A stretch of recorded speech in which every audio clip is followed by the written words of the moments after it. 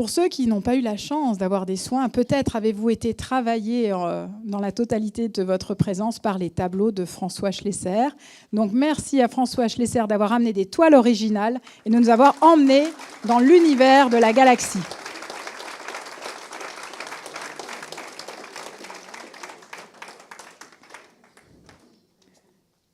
Et pour ceux qui ont eu la chance de croiser Marc, voilà Marc. Marc Vella était avec nous cet après-midi, Qigong et piano. Avec lui, plus de fausses notes.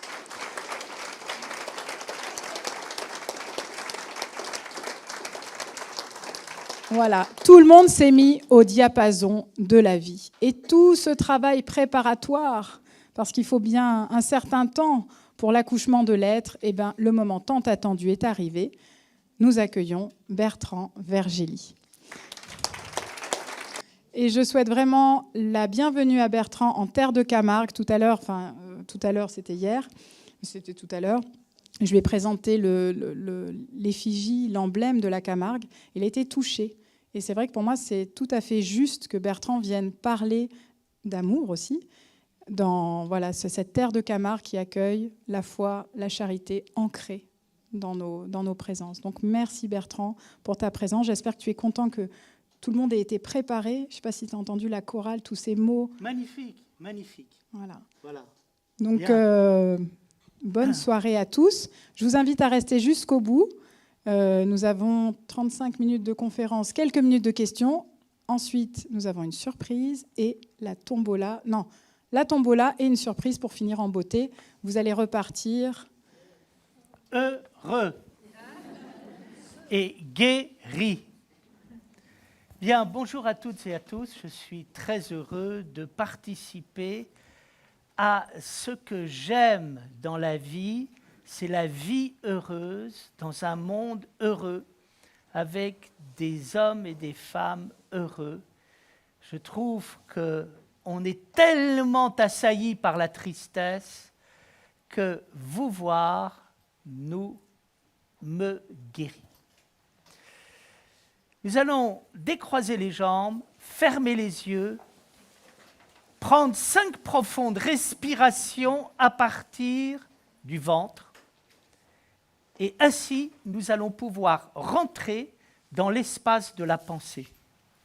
On y va, tous ensemble, on ferme les yeux et on respire.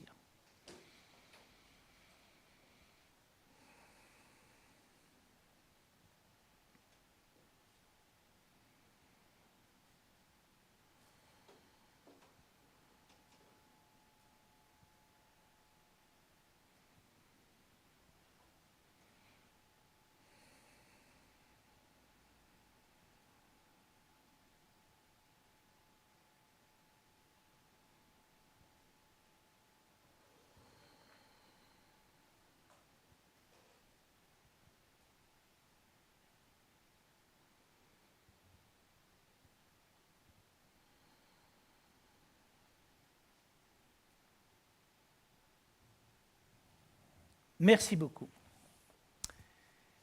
Soraya m'a invité à venir vous parler de la guérison par la parole. Qu'il n'y ait pas de malentendu à ce sujet.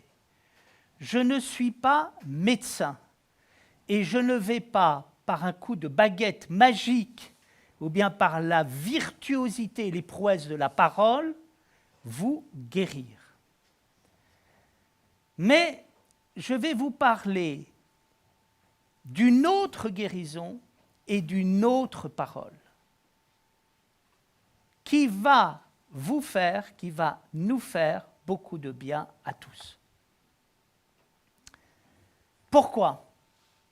Parce qu'il y a médecin et médecin, corps et corps, santé et santé, guérison et guérison. Il y a le médecin courant, le corps que nous voyons, la santé à laquelle nous avons l'habitude d'avoir affaire, les guérisons que nous connaissons.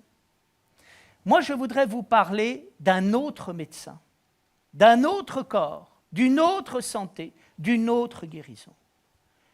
Je voudrais vous parler du médecin inconnu, du corps inconnu, de la santé inconnue et de la guérison inconnue. Nous souffrons pourquoi? Parce que nous avons toute une vie inconnue qui ne vit pas. Et le fait de ne pas la vivre nous étouffe, nous accable, nous écrase et provoque énormément de souffrances auxquelles nous avons affaire. Donc, je voudrais introduire dans votre connaissance des éléments nouveaux. Tout ce que fait Soraya va dans le sens de ce corps inconnu. Et on s'aperçoit que quand on parle à ce corps et quand on le fait vivre, eh bien, ça nous fait du bien. Et pourtant, ce n'est pas la médecine officielle.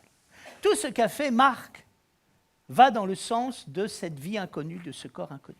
Tout ce qu'a fait François va dans le sens de ce corps inconnu. Tout ce qu'ont fait toutes celles qui, aujourd'hui, ont participé à des soins va dans le sens de ce corps inconnu. On en a beaucoup parlé par le passé, puis on n'en a plus parlé. Demain, on va en parler de plus en plus. Pour vous parler de ce corps inconnu, je voudrais vous parler de 3 expériences que j'ai faites et au cours desquelles j'ai rencontré le corps inconnu, la santé inconnue, la vie inconnue, la guérison inconnue. En préparant cette conférence, je me suis dit, qu'est-ce que je vais leur dire sur la guérison? Et je me suis souvenu d'une conversation que j'ai eue avec une amie. Il y a quelques années de cela, je lui parlais de la beauté des îles grecques où je suis allé de nombreuses fois. Je crois que j'ai dû particulièrement bien en parler parce qu'après m'avoir entendu, elle m'a dit « C'est incroyable ce que tu dis. Quand on vit ce que tu as vécu, on est guéri. Et on n'a pas besoin d'une psychanalyse parce que c'est la même chose qu'une psychanalyse. La psychanalyse nous fait découvrir la pensée de la vie qui est à l'intérieur de nous et qui est refoulée. Et quand on retrouve la pensée de la vie qui est à l'intérieur de nous, on va beaucoup mieux parce qu'on cesse d'être l'ennemi de soi-même qui s'opprime lui-même. Quand j'ai vécu la beauté des îles grecques, j'ai libéré la vie, l'inconscient de la vie. Et bien évidemment, cette amie avait raison de me dire « Mais Bertrand, tu as vécu ça, mais tu es guéri !» Boris Cyrulnik dit « Qu'est-ce qui nous permet de vivre ?» C'est d'aborder les difficultés de l'existence avec la mémoire des jours heureux. Si vous avez été heureux, vous pouvez aborder l'existence. Et si nous abordons les difficultés de l'existence, c'est que nous avons dans nos mémoires la mémoire des jours heureux. Deuxième élément, un autre jour en Suisse, je suis parti faire du ski un matin, j'ai pris le télésiège pour monter vers les sommets d'où partent les pistes. Et à un moment, il y a eu un moment extraordinaire. Imaginez la montagne blanche, le ciel bleu marine. Et tout d'un coup, le premier rayon du soleil qui est comme un diamant jaillissant de lumière au milieu du blanc et du bleu. Et là, j'ai été saisi et j'ai dit à mon moniteur de ski, tu vois, tout ce que la philosophie recherche et qu'ils appellent la métaphysique, c'est-à-dire la réalité fondamentale, se trouve là. Quand tu vois ça, tu sais que la vie est reliée à une dimension absolue. Nous ne croyons pas toujours qu'il existe une autre réalité absolue parce que nous regardons le monde où rien n'est absolu, tout est relatif et tout est chaotique. Et puis tout d'un coup, nous sentons à un moment dans l'existence qu'il y a une réalité absolue et nous avons envie de remercier, d'avoir de la gratitude. Eh bien, en ce moment-là, j'ai senti cette gratitude et j'ai senti que j'étais guéri à l'intérieur de moi, dans les profondeurs, parce que c'est impossible de désespérer à cause de ça. troisième expérience, un jour, je vais régulièrement faire des photocopies dans un magasin d'imprimerie à Paris. Et le patron n'écoute que de la musique classique. Et donc, quand on rentre dans son magasin, on entend de la musique classique. Et un jour, j'entends du Mozart. Et je suis tellement saisi par la beauté que je m'arrête.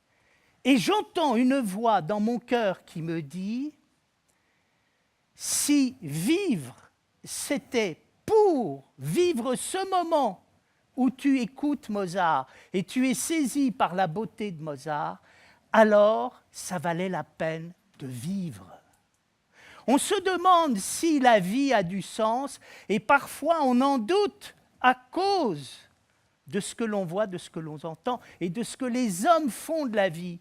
Mais il y a des moments où tout d'un coup, toutes les larmes et toutes les souffrances et les douleurs sont chassées parce qu'on fait l'expérience de l'absolument beau. Et en faisant l'expérience de l'absolument beau, on découvre quoi? On découvre la vérité la plus extraordinaire qui soit, à savoir qu'il y a quelque chose d'absolument réel dans la vie qui fait que nous sommes des êtres réels dans un monde réel, en vivant une vie réelle, et nous voyons quoi? Ce qui est beau est absolument réel, ce qui est réel est absolument beau, et ça, c'est le mystère des mystères dans la vie. Si nous tenons le coup à travers le monde, c'est parce que cette réalité vit en nous, et elle vit en nous sous quelle forme? Elle vit en nous sous la forme de la santé, sous la forme du corps et sous la forme de la parole. Qu'est-ce que c'est que la santé? Il y a une parole de Nietzsche qui dit « La vie, c'est la grande santé ». Et il y a une autre parole de Nietzsche qui dit « La philosophie se pratique en haute montagne ». La vie comme grande santé, la haute montagne. Le jour qui se lève au milieu du blanc et du bleu, le beau absolu, je découvre quoi? Je découvre quelque chose qui est fondamentalement harmonieux, et quand je vis cette harmonie, mes cellules sont contentes. Je ne sais pas si vous êtes comme moi, mais il y a des moments où je sens la vie de mes cellules dans mon corps. Quand je mange des nourritures qui sont bonnes, mon corps me le dit tout de suite, quand elles sont mauvaises également. Quand je vois quelque chose de beau, ce n'est pas simplement mes yeux qui le voient, c'est mon être, c'est la substance même de mon être, ce sont mes cellules qui sont heureuses, c'est mon principe vital. Il y a un principe de beauté qui fait vivre le principe vital qui se trouve à l'intérieur de moi, c'est la santé. Et la santé, ça donne quoi? Ça donne le corps. Qu'est-ce que c'est que le corps? Le corps, c'est l'inscription physique de nous-mêmes dans le monde physique et matériel. Je touche mon corps, je vois des corps. Mais attention, le corps, ce n'est pas simplement ça. Ce n'est pas parce qu'on a un corps qu'on a un corps. Qu'est-ce qui fait qu'on a un corps? On a un corps quand on fait corps, quand on est dans l'unité. Par exemple, un couple qui s'aime fait un seul corps.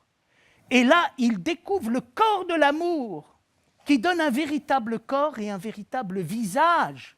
La beauté des visages d'un couple qui s'aime et qui a une déférence et un respect infini pour le bonheur inouï qui existe dans le fait de pouvoir s'aimer dans son corps. Et on comprend cette parole de Rimbaud qui dit « Je cherche la vérité dans une âme et dans un corps ».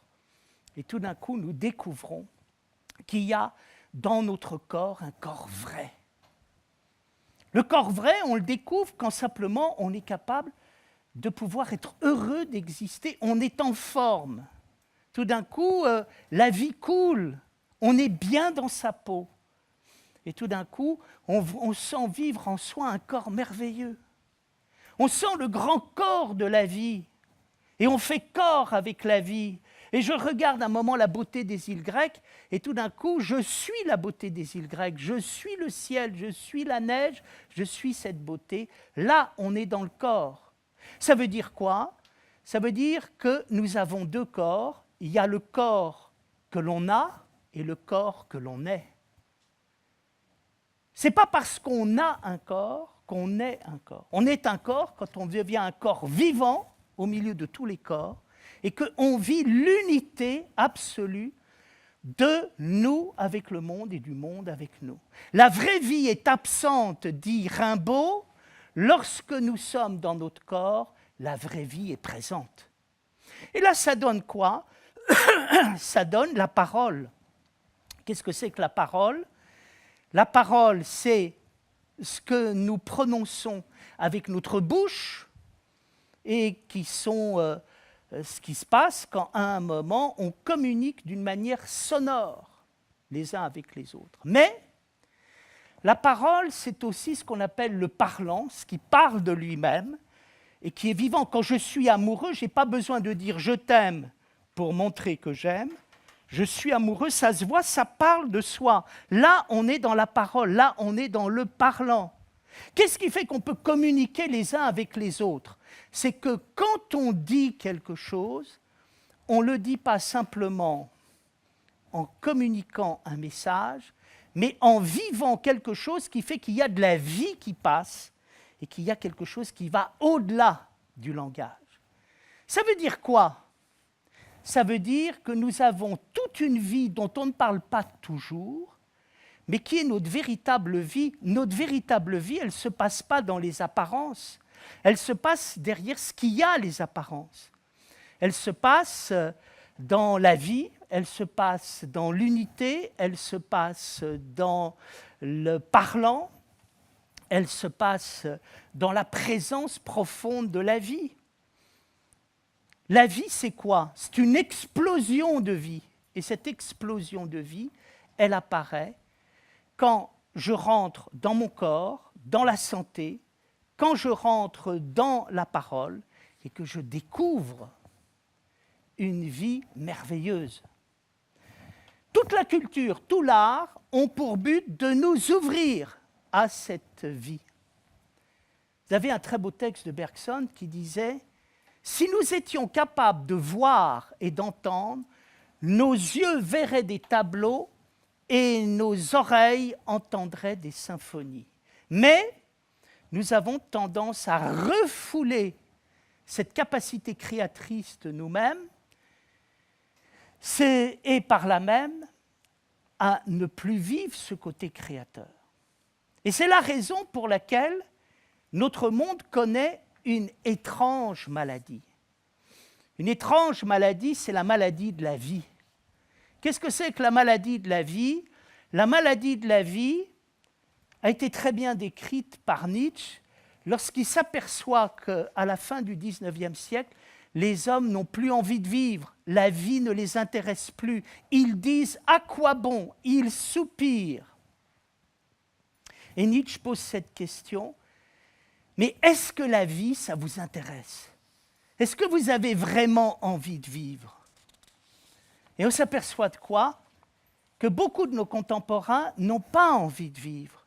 Pourquoi? Parce que le lien avec la vie a été cassé, parce qu'on leur a fait du mal, parce qu'ils ont souffert. Et parce qu'eux aussi, ils sont ignorants, on ne leur a pas appris les trésors qui existent à l'intérieur d'eux. Et à un moment, les moments extraordinaires qu'ils peuvent vivre s'ils rentrent à l'intérieur de leur corps. Et là, on connaît effectivement les souffrances que connaît l'humanité. Il y a quelques années de cela, j'ai un ami psychanalyste qui est décédé depuis et qui m'a dit cette chose tout à fait curieuse. Il m'a dit « Bertrand, est-ce que tu te rends compte que 90% de mes patients n'ont pas conscience d'exister, ils ne savent pas qu'ils existent ». Vous avez une grande philosophe qui s'appelle Simone Veil, la philosophe, pas la ministre, et qui a dit cette phrase que j'aime beaucoup. « Il est donné à peu d'êtres d'avoir conscience que les choses et les êtres existent. Quel est le problème numéro 1 de notre monde? C'est la disparition du réel. C'est l'inexistence dans laquelle on est. Il y a beaucoup de souffrance au travail parfois. Et que disent les gens qui souffrent au travail? Ils disent, au fond, tout le monde s'en fiche de ce que je fais, personne ne me dit jamais merci, on ne me regarde pas, je n'existe pas. Et on s'aperçoit qu'on souffre pourquoi? Parce qu'on vit dans un environnement où personne n'existe pour personne. Et quand personne n'existe pour personne, nous vivons les 3 grands refoulements qui, à un moment, nous font souffrir. Le premier refoulement, c'est le refoulement même du corps. Le deuxième, c'est le refoulement de la parole poétique. Et le troisième, c'est ce que j'appellerais le refoulement de l'être. Nous vivons, et nous connaissons quelque chose de dramatique, qui est le refoulement du corps. Le refoulement du corps, c'est le fait de savoir que nous ignorons notre corps. Et parfois même, on le martyrise, on lui fait du mal. Parfois, il y a des thérapeutes, des médecins qui disent « Mais pourquoi vous vous traitez si mal? Pourquoi vous vous faites autant de mal? Est-ce que vous avez conscience de votre corps ?» On n'a pas conscience de notre corps et parfois, on a conscience de notre corps trop tard. On ne s'est pas soigné quand il aurait fallu se soigner. Et quand on arrive à l'hôpital, le médecin dit « C'est dommage que vous veniez si tard, parce que si vous étiez venu plus tôt, j'aurais pu faire quelque chose pour vous. Mais là, malheureusement, les choses vont être un peu plus difficiles. » Nous vivons dans un monde où il n'y a pas de corps. Ça se voit, ça se sent. Et nous vivons dans un monde où il n'y a pas de corps. Pourquoi? Parce qu'il n'y a pas de poésie. Antonin Artaud a dit un jour cette phrase dans la préface de son livre « Le théâtre et son double ». L'absence de poésie qu'il y a dans nos vies nous revient sous la forme des côtés les plus sombres de l'existence.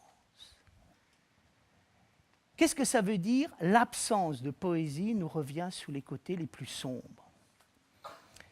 Quand on fait l'expérience de quelque chose qui est absolument beau et absolument touchant, on entend la parole « tu ne tueras pas ». C'est impossible de tuer, impossible de faire du mal, c'est trop beau.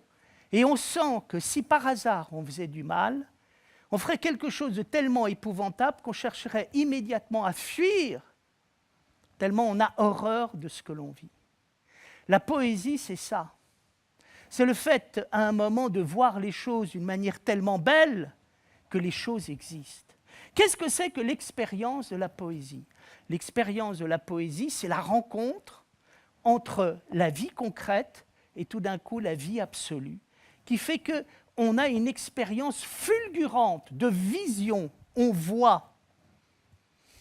Dans la vie, il m'est arrivé d'avoir des expériences de vision fulgurante.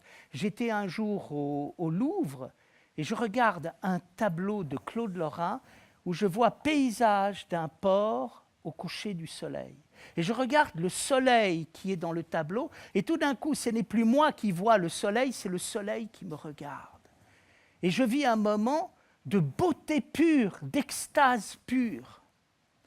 Vous savez, ces moments d'extase, c'est quand il y a des moments dans l'amour, quand tout d'un coup, on aime quelqu'un et on lui dit la plus belle parole d'amour qu'on peut dire à quelqu'un, c'est « je te remercie d'exister ».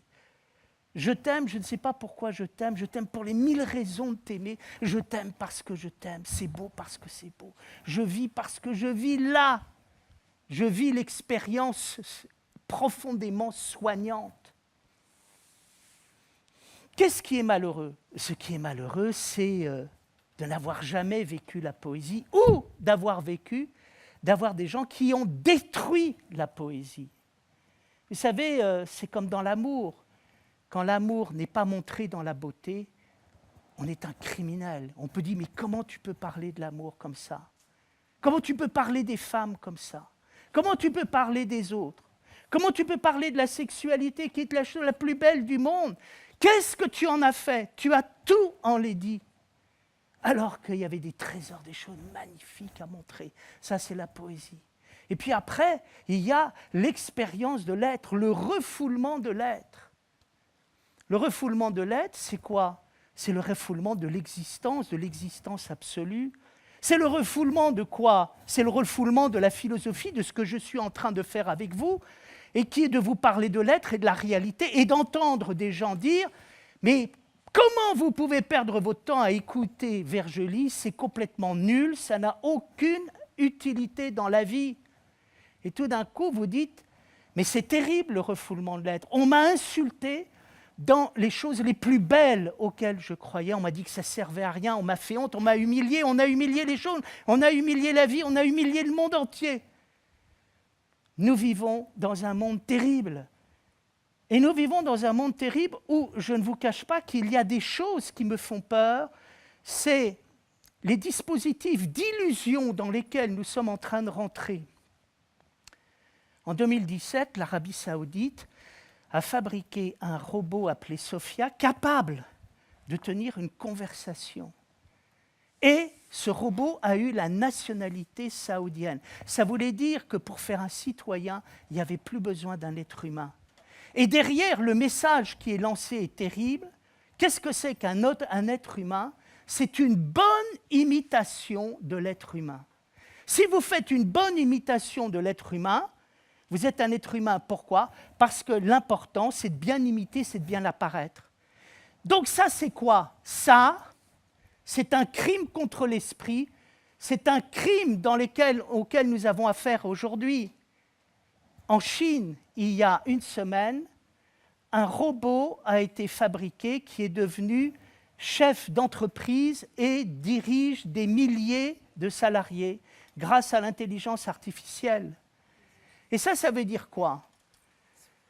Ça veut dire un danger auquel nous avons affaire et qui est le désir de l'illusion. Fabriquer un autre monde illusoire dans lequel je pourrais me perdre.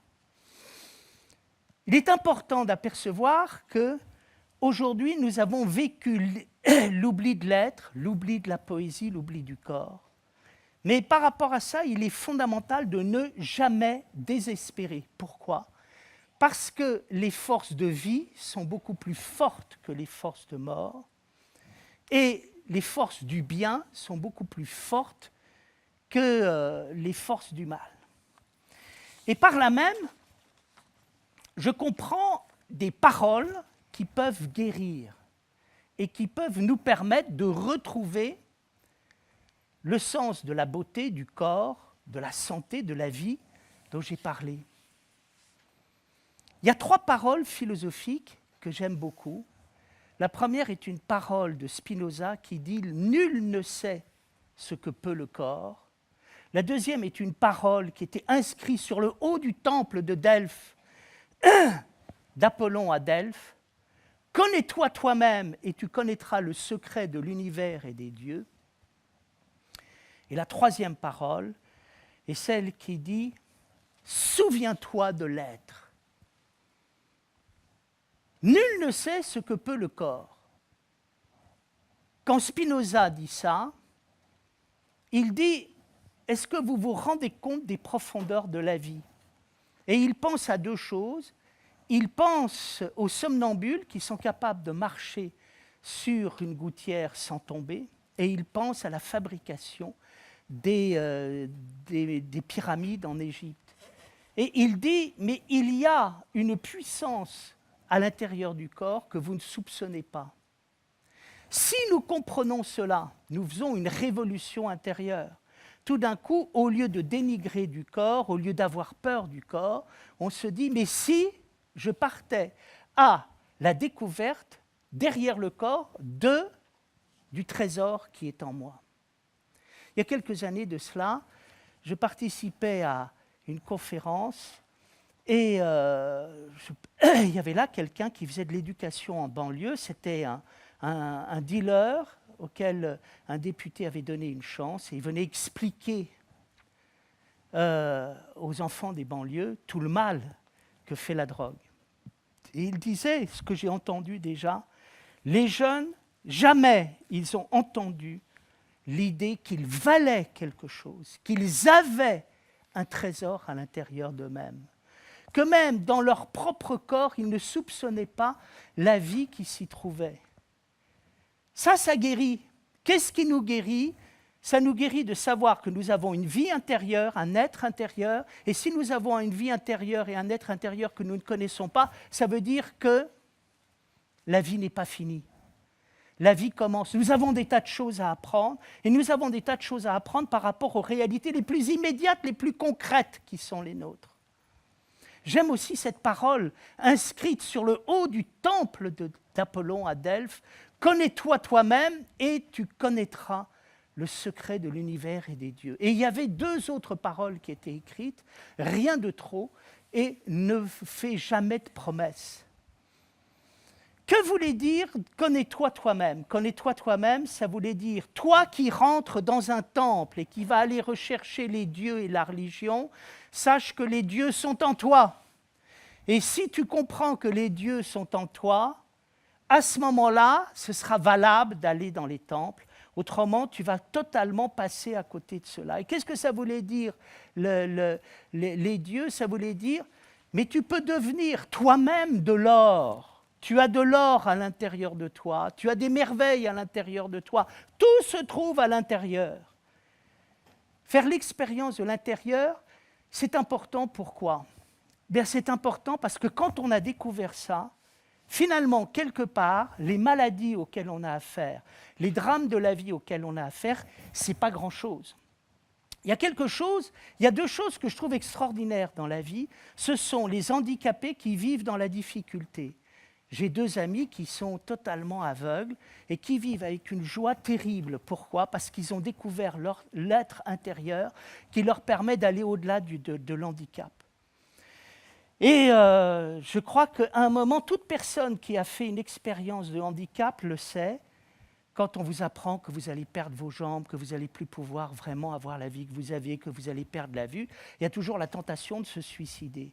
Et puis, qu'est-ce qui est extraordinaire ? C'est la solidarité qui amène à vivre, à soutenir les gens, à lui dire « tiens bon », et le fait que les aides se mettent à vivre de l'intérieur en faisant vivre à l'intérieur quelqu'un qui marche et quelqu'un qui voit. Et vous pouvez avoir un aveugle qui dit « mais attends, il y a en moi quelqu'un qui voit et qui voit quelque part mieux que celui qui voyait. Et il y a quelqu'un qui marche et qui marche mieux que celui qui marchait. » Ça, c'est assez extraordinaire et ça nous permet de comprendre pourquoi il est dit « connais-toi toi-même et tu connaîtras le secret de l'univers et des dieux. » Il y a la deuxième chose qui est pour moi d'un grand enseignement. Vous avez des gens qui quittent ce monde et qui vont mourir, et ils meurent dans une sérénité, une paix totale. Pourquoi ? Parce qu'ils disent avoir découvert un niveau de réalité qui est infiniment plus beau que tout ce qu'ils pensaient, et que ce monde dans lequel nous vivons est très relatif par rapport à la réalité absolue. Et là, on retrouve le message des grandes sagesses. Le message des grandes sagesses, c'est de dire « nous ignorons tout de l'être ». Et quand on a découvert de l'être, qu'est-ce qui se passe ? Alors qu'il y a des gens qui vivent en étant morts, il y a des gens qui meurent en étant vivants. Et ça nous permet de comprendre cette belle parole, et c'est là-dessus que je prendrai congé en vous remerciant pour votre attention. Il y a quelque chose d'important, c'est « souviens-toi de l'être ». Souviens-toi de l'être, ça veut dire « redeviens un être de mémoire ». Et redeviens un être de mémoire, ça veut dire tu n'es pas déshérité, tu n'es pas seul au monde, tu n'imagines pas la vie qu'il y a derrière. J'aime cette idée qui dit que nous récapitulons l'univers et qu'en chacun de nous, il y a de la poussière d'étoiles. J'aime ce qui nous dit, mais souviens-toi que derrière de toi, tu as toute la lignée de l'humanité, tu as un trésor absolument immense. Souviens-toi que derrière toi, tu as le fait inouï de parler, le fait inouï de vivre, et qui fait de toi un soleil.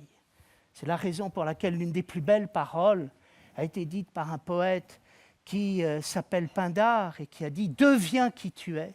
Deviens qui tu es, ça veut dire il y a de la noblesse en toi. Sois à la hauteur de la noblesse qui est en toi. Merci beaucoup.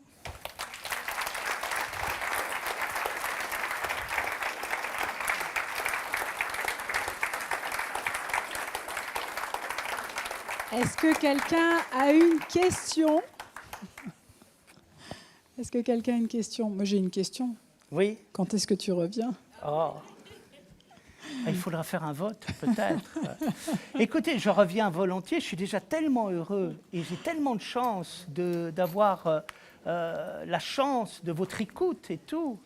Je reviendrai très volontiers.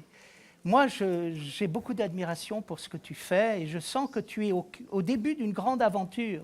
C'est-à-dire, sans contester du tout tout ce que la médecine fait de bien, et Dieu sait si elle fait de choses bien, et Dieu sait s'il y a des gens qui sont dévoués, qui font un travail formidable, sans contester les profondeurs de la science, tu apportes par la thérapie des choses dont les médecins parfois n'ont pas l'habitude d'entendre parler parce que, ils partent au plus pressé.